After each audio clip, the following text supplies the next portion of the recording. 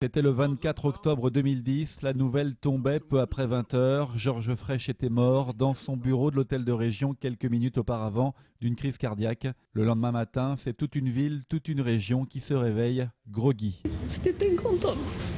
Il va manquer Montpellier. Il va beaucoup manquer aux gens de Montpellier. C'est terrible, on s'y attendait pas et c'est vraiment un choc et j'ai beaucoup de chagrin. Aujourd'hui c'est le deuil, aujourd'hui il faut penser à tout ce qui a été fait. Un état d'esprit chargé d'une grande émotion,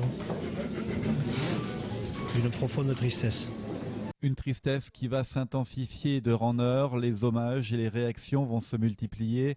Mardi 26 octobre, une chapelle ardente est dressée sur le parvis de l'hôtel de région. Des centaines d'anonymes, mais aussi de nombreux politiques vont venir se recueillir devant le cercueil de Georges Frêche.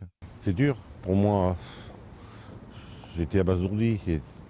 Nous avions de l'affection l'un pour l'autre, mais nous avons eu des collaborations parallèlement pendant près de 30 ans.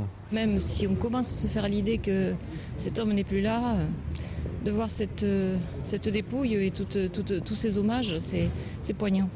C'est poignant parce qu'on avait l'impression que c'était un homme immortel. Je crois qu'on se donne, un certain d'entre nous, le droit aujourd'hui de craquer sur l'émotion d'avoir perdu un ami, un être ce type d'être qui vous apporte quand vous le rencontrez. Moi je n'oublie pas ce que Georges Frêche a fait pour cette ville, ce qu'il a fait aussi pour sa région. C'est un homme qui, sur les questions de droit de la personne, a toujours été fidèle.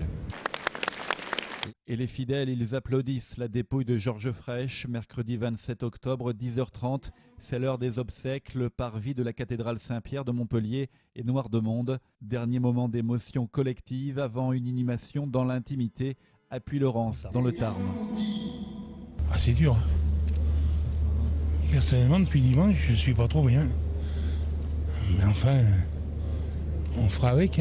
Les orateurs qui se sont succédés l'ont remis debout par rapport à tout ce qui lui avait été reproché, tout ce qui avait été dit sur lui. Et moi, je suis très fier d'avoir été son directeur de cabinet. Et ce soir, tous les gens qui ont été là ont compris que c'était un grand homme. On n'est pas dans des calculs politiciens. On verra plus tard. Pour le moment, grand monsieur est parti. Il n'y a que ça qui est important. Vous, les habitants de Montpellier, vous, les habitants du Languedoc-Roussillon, vous pouvez être fiers de Georges Frêche et rappeler sans cesse sa mémoire.